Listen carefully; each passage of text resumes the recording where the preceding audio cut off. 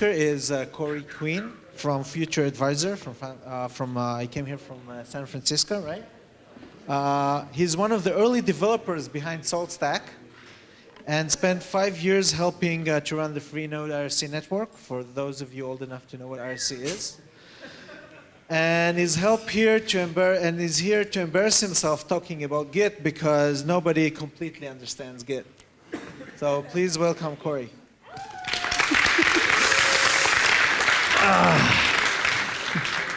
No, thank you. This talk was adapted from a class that I gave a while back called The Screaming Horrors of Git, Git for Systems Administrators.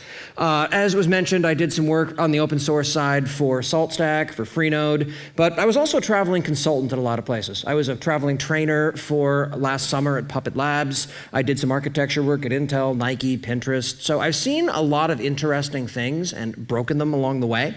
At the moment, though, I head up the ops group at Future Advisor in San Francisco. If you are interested in working in San Francisco, please let me know. We sponsor visas and people who speak at conferences about things they barely understand. So we have a lot to discuss. Please notice that my Twitter handle is on the slide. Feel free to tweet at me. Does anyone have any questions before we dive in? Awesome. Let's do this. Okay, I'm going to start with a promise that everyone here is going to learn something today, and I don't really care who you are, I'm standing by it. If you're one of the Git authors, you're going to learn, if nothing else, how I have mistreated your baby. So this should be entertaining. One thing I just want to call out first is I'm making fun of a lot of boneheaded moves in this talk, but everything I'm about to make fun of people for doing are things that I know doesn't work, specifically because I've done them myself. You learn by screwing up spectacularly. So let's start at the very beginning. Who here uses Git? That's a lot of hands. Who here wishes they used Git? Okay, a couple hands. Who's raising their hands because they're just paying attention to their phone and hoping they're looking engaged? There we go, there we go. Okay, so what Git does is it tracks changes to files and directories over time. It lets us collaborate and share those changes with each other. And it's very, very simple at its heart, which is invariably why the next slide in all these presentations always looks like this. It's not exactly straightforward. And there's always an elephant in the room in these conversations. For those who are unaware, elephant in the room is an English idiom that means an awkward thing that people don't want to acknowledge, but everyone knows it's there. So when there's an elephant in the room, I believe in introducing it. Specifically, that Git does make you feel dumb, no matter who you are. At some point, you're going to get an error thrown by Git, at which point we all go scrambling to look for Stack Overflow and figure out, how do I get out of this mess? The only question that remains is how far down that rabbit hole do you go before you tap out and go looking for assistance? So it's worth at least addressing, or at least wondering, why Git is this complex. So, apropos of nothing, Git was written by Linus Torvalds, who is famous for three things specifically. The first, most relevant to the talk today, is he is the original author of Git. The second thing he's been well known for is writing Linux, which is the reason that most of the people in this room have a job today. He's also famous for tearing people to pieces on the mailing lists, which is, he's an interesting guy. But very powerful tools, it's assumed that you know what you're doing with it. So despite its complexity, Git does let you do some very, very powerful things. Powerful in this course is a polite euphemism for stupid. Again, I have done all of these things that I'm about to demonstrate here. Now, you can do interesting things like committing large binaries to Git. You can commit atrocities in Git, and it's kind of awesome. Let's give a demo on this one. Oh, hey, there we are. We build a Git repository and we add the contents. Now, note the pause when I did that. Local operations in Git are designed to be fast and lightweight. So if you see Git hanging on a local operation, there's a fair to middling chance you're doing something dumb.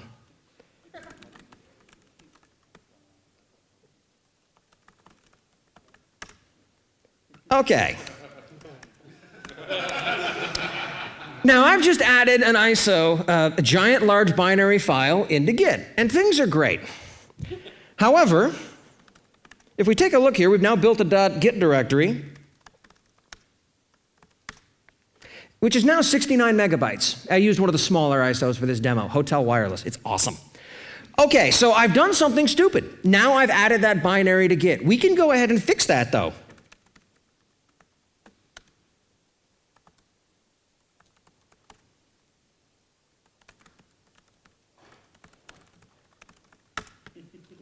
There. If I do a git status, it's not tracking that file anymore. But the repository is still huge. Remember that Git retains its entire history as you go. So now, if I want to pull that out, I've got some work ahead of me. The way that you generally tend to remove those things when you wind up in those situations is either an esoteric command called git filter branch, or you can run something called the BFG, which comes down when you install it as a giant Java file. It's not really well advised. It's a problem, and you're effectively performing repository surgery on these things, as well as if you've pushed this, you now get to wind up effectively rewriting history for everyone else, which we'll get to in a bit. If you really want to store large binaries in Git, there are two tools that are written specifically for that purpose. Git Annex was written by Joey Hess, who is a former Debian developer, and Git LFS, which was recently released for production use by GitHub. Both of them attempt to solve this problem in slightly different ways. Feel free to research them if you get more into it. We have other things to talk about. Now, most of us, I assume, aren't committing binaries to Git as a general rule, at least after the first time that we do it and we run into a situation like that. But we do often wind up committing things that we shouldn't be, like secrets, for example. At Future Advisor, we use Git to store secrets. The difference is that we are encrypting them first. That tends to make it sanitized, it passes security policy, and things move on. It's a better approach to store these things somewhere that they need to live in encrypted form, because we're just going to copy up the credentials from some random developer's laptop every time we need them is the second worst idea that I've heard of. The first, of course, is Git submodules. This isn't just a hypothetical case. There have been a number of exploits that people have demonstrated by just searching GitHub or Google Code back when they cared about that for AMI keys, private certificates, all kinds of things. And these are not theoretical situations. You can spend thousands of dollars on an Amazon account in a ridiculously short period of time. So I'd like to thank whoever it is that helped me make all those Bitcoin mines work. It was great. So let's move on to another terrible idea in Git. I don't even really know what to call this, so we're going to go with it. There we are. Okay, there's nothing in here, right? I want to create a Git repository. Now there's now a .git repo here. And if we take a look at the contents of a Git repository, these things are relatively self-descriptive. There's a config file that lives in there. There are various places. There's a directory to store hooks. Basically, all of your objects in a Git repository are stored on disk as files. And it's awesome, and Git keeps track of these things. But these are files on disk. I like them. I want to take care of them. So I'm going to add them to Git.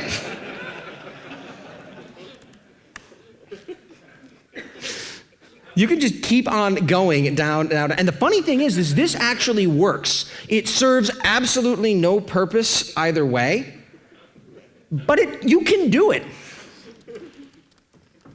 Okay, one more demo before we switch back to the slide deck here.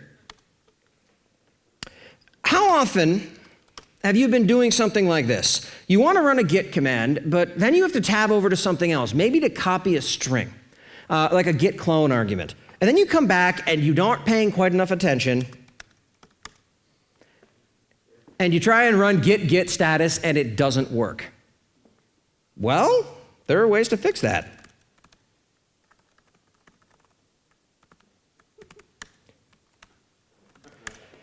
Now, with that simple one-liner, it fits in a tweet.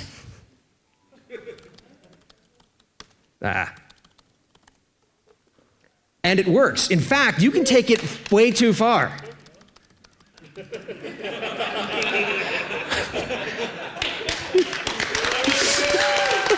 It's turtles all the way down.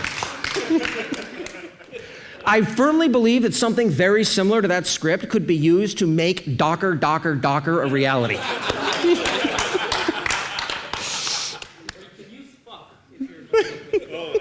Three slides. Give me a minute. So, for those who are aware, Git does have its own alias support. So instead of git status, typing that out, you can create a Git alias and write git st instead. And it works, but it always tends to start with the word git, which doesn't always work. If you want to get a little bit further down the road than that, you can back out into the shell itself and do something like this in your bash or ZSH config. Now, why in the world would I do something like this? Good question.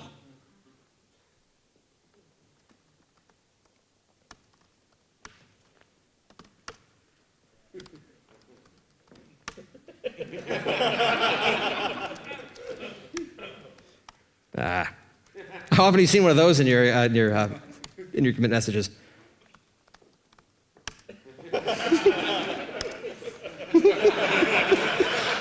I would like to take this opportunity to point out that you invited me to speak here. This wasn't me forcing myself on you.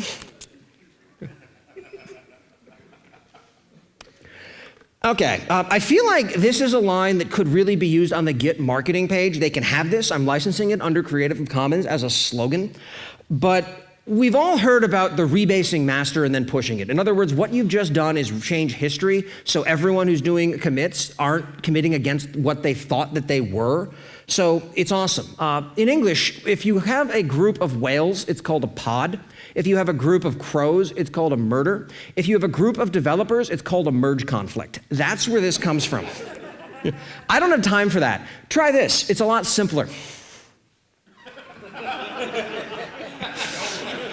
This is the joy of working in operations. Sometimes we get to regress into being the Department of No. So we've demonstrated so far that Git is really, really good at making us feel stupid. Let's help Git make us feel a little bit smarter for a minute. For example, how often have you done something like this?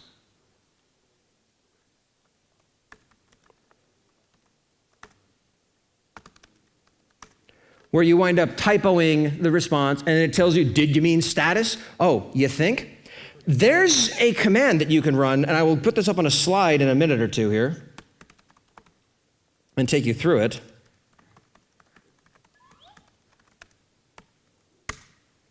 So once you run that, once you wind up setting the autocorrect, and I'll go through exactly what that does, you can run this. It tells you how long it's going to, we think this is what you're trying to do, but I'm going to give you enough time to Control-C out of it if I'm about to do something disastrous.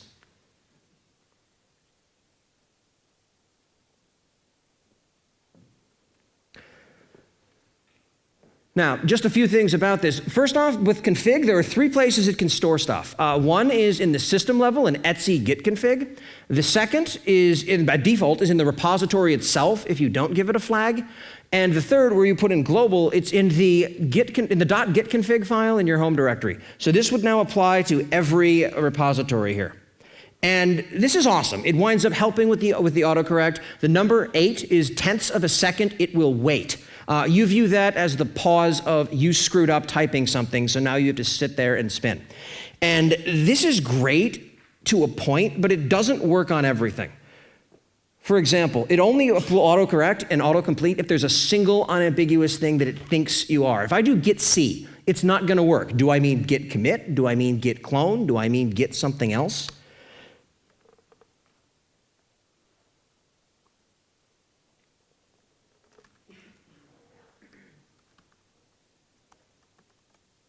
Okay, how many times have you seen this one?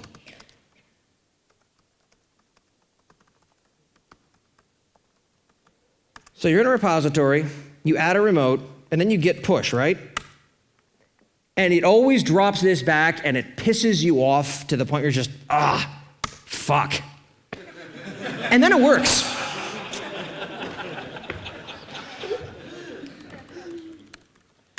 And it's not just git specific.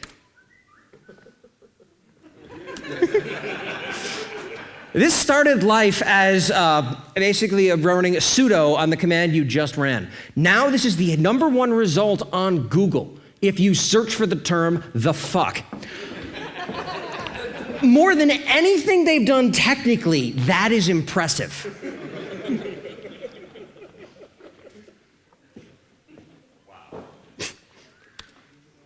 So, humor aside, I do have 3 legitimately useful tools that I want to present today here, and they tend to play very nicely with each other.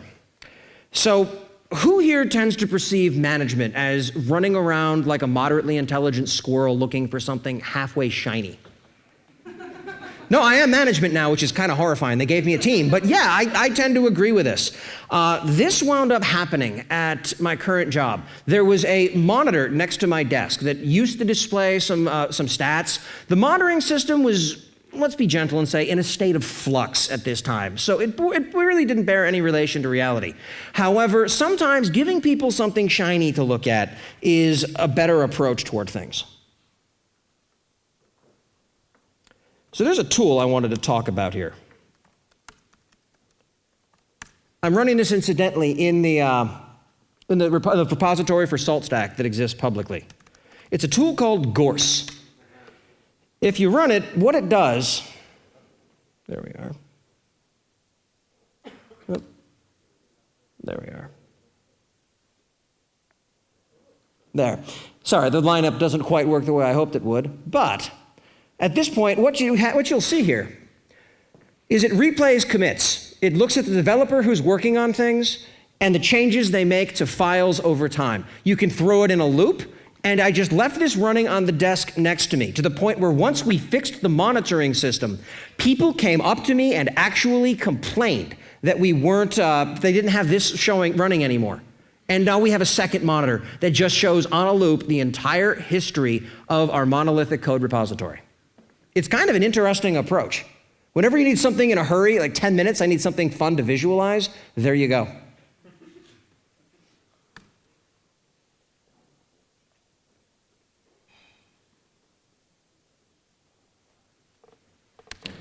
So, audience participation time. Let's start with a poll here. Who cares about more than one Git repository in their lives? Yeah, the only people whose hands I expect not to see up are people who work at Facebook. And the problem with doing this is that when you get on a plane, like on a trip to Israel, for example, and you realize you forgot to update the one repository you really, really need the latest version of, it sucks.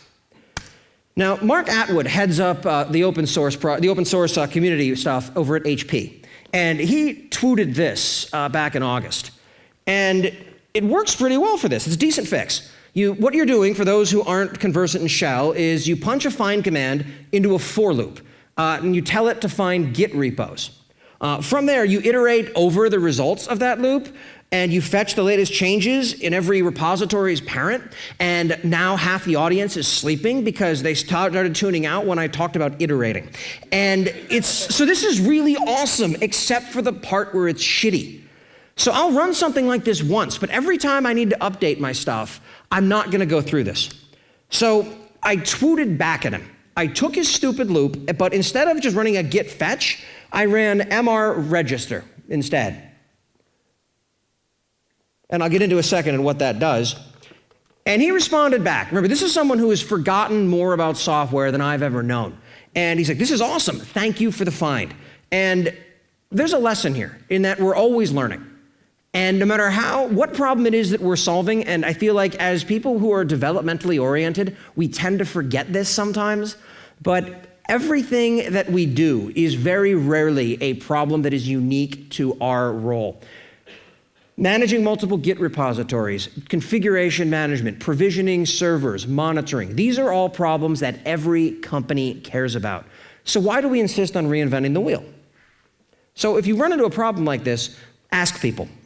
Okay, cultural detour aside, let's talk about my repos a bit. This originally was started as a project called MR, and then they renamed it to My Repos to make it easier to Google for, because as we know, we're not allowed to have an open source project that's easy to Google for, ever, for whatever reason. So it's great. Now what they managed to do by renaming this is they've confused everyone. They've taken the old computer science problem of naming things and made it worse. Good work. But the way that it works it's simple. Step one, you run the MR register command inside of a repository that you care about. And you can automate it like I did with that loop or run it by hand. It doesn't really matter that much because you've only got to run it once. And what that command does is it either builds or appends to a file called .mrconfig in your home directory. Step two, you then can run mr update and watch as it updates all of your repositories in series. And I'll give a demo of that.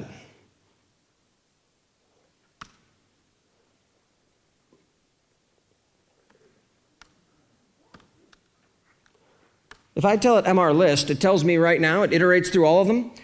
I'm now tracking 24 repositories that I care about. I promise I'm not going to CD into each one of those and update them by hand. So being able to automate this makes a lot of sense. And the file's relatively straightforward. Note that this does not, in fact, wind up going through a list of, hang on, that's annoying. There. Note that this does not, in fact, wind up including all those different repositories. This is not list all of those. What it does do instead is up at the top, it winds up doing an include as the fourth line down, because I can wind up stuffing a bunch of things in other directories. For example, I can have one file that's just my work-oriented repositories. I can give it specific commands on what a checkout looks like in each one of these. And more interesting, this isn't going to work too well because the wireless here is kind of awesome. You can tell it to run an update, and it will now do all of these in series. But that can be crappy. It also takes JFlags, just like make, so you can parallelize it. Now it'll do 8 of them concurrently with the J8 up as it continues stepping through all of those. I'm not going to sit here and actually make you watch me update my stuff. I can do that on my own time, not yours.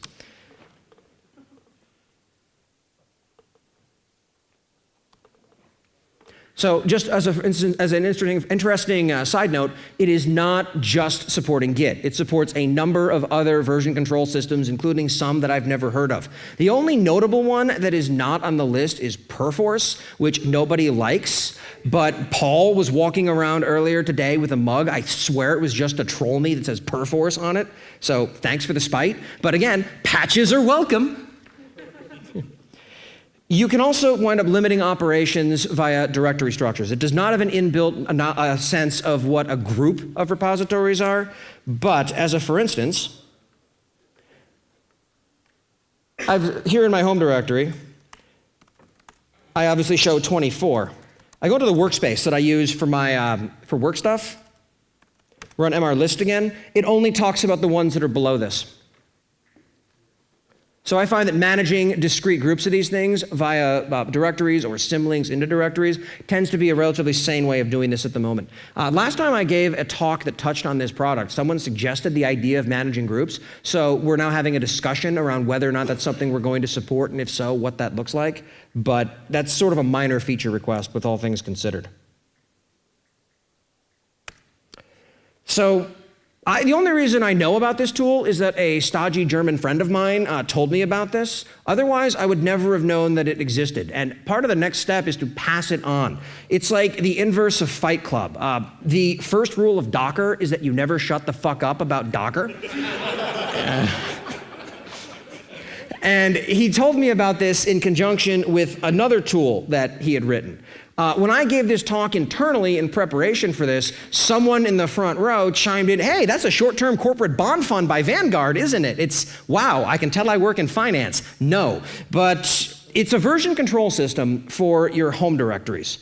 Another show of hands. Who has a global .files repository where you stash things like your vimrc, your SSH config? Okay, I'm seeing a few scattered hands. Good.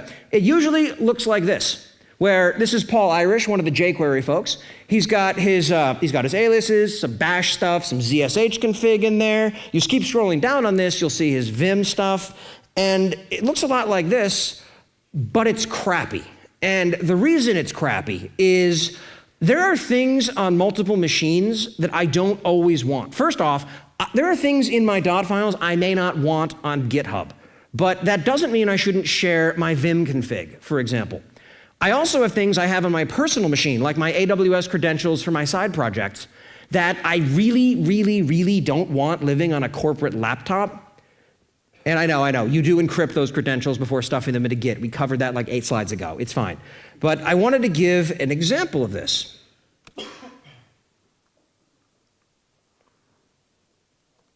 This is where VCSH comes into play. So what it does is it launches a subshell when you run VCSH in the name of the repository. Now I'm working in Vim.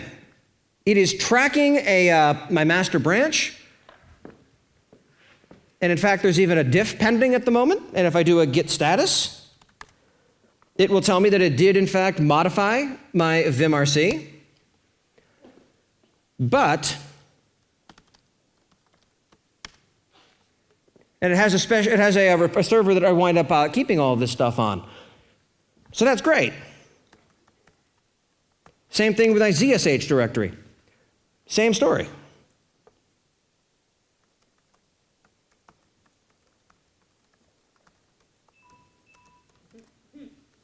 If I take a look at my ZSH file, my ZSH config, it winds up spitting out here just the files that are tracked by this repository. The way this works under the hood is it winds up using a remote git root so that only the files in a directory that I care about as a part of that directory wind up getting tracked. To do that, though, hey, helps I go to the right place, doesn't it? I do echo the wildcard splat into my .gitignore, and I add that to all of my repositories. The idea being that then, for the things that I care about, the first time I add the file, I do have to use the -f flag to git add. But as a result, this helps keep all of the files that I care about logically distinct.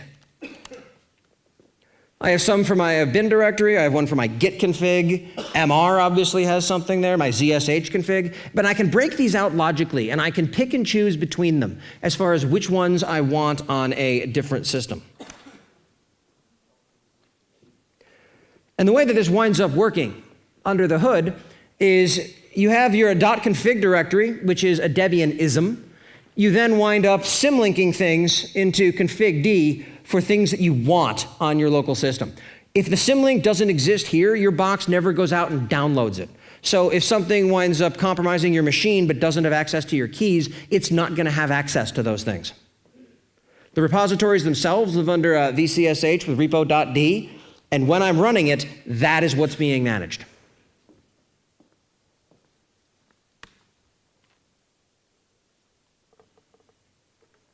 Okay. I have one last trick that I do want to show you. It's been on the screen, but people haven't really maybe noticed this yet. It's one of the more useful things that I've come up with, that I've encountered, that I figured, again, while I'm up here talking about Git, I may as well pass it on.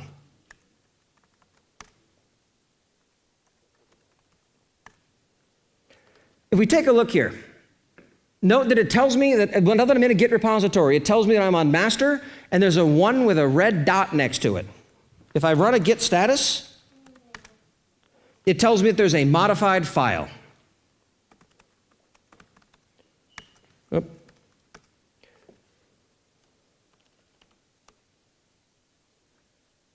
Okay, so now it's ready to be committed. You know, as you go through these, the commit messages become less and less informative and more boring, but that's fine. Now, notice that it tells me here that I have the green checkbox. Everything's right, but I am 1 commit behind my remote. And if I do a git status, it reflects that. So now if I do a git push, I'm back to having a normal where it tells me I'm on a branch and that my local checked out copy is kosher. Everything is where it needs to be. The idea behind this is that I don't constantly have to run git status to know what's going on. It's a subtle visual reminder that helps enforce good behavior and good patterns with respect to what it is I'm working on and letting me know in the event of a merge conflict. If that turns into a big angry red X due to a merge conflict, I know something horrific has happened and I need to figure out what's going on.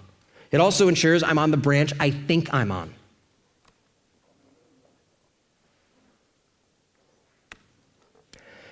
So here's a link to those 4 tools that I wound up mentioning today. I'm going to leave that up while I answer any questions that people have. I see a few. Do we have someone with a microphone that we can? Awesome. There we go.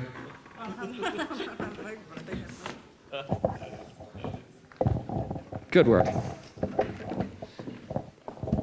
Hey, this goes back to the comment you made about submodules. Yes. The VCSH. Yes. This is going to be a weird question. Can I use that as a substitute for dealing with subsections of files, submodules? Subsections of files, no, but as far as submodules, yes, depending upon what you're doing. By default, it operates on your home directory, whatever $home is set to, but it does take specific arguments in its config to get around that. So when you have these different subsets of files, isn't that what you had with the dot files? You Yes. just broke it out into sections. Exactly. That's what I'm asking, really. Oh, yes, you absolutely can do that. That is its core use case. Originally, this was started just for managing home directories, but I am starting to see it used in applications beyond that, where, well, I have this one file that's sort of the one directory, it's a shared resource, and multiple teams need to put files into it. How do I sanely do that? So there are arguably better options there as far as merge strategies go, but there are edge cases where something like this makes a lot of sense. Thank you. Other questions?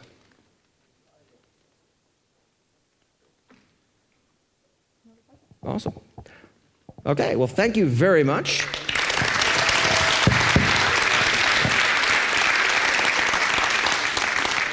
I am in town until Tuesday if people want to talk about Git or whiskey drinking at some point between now and then.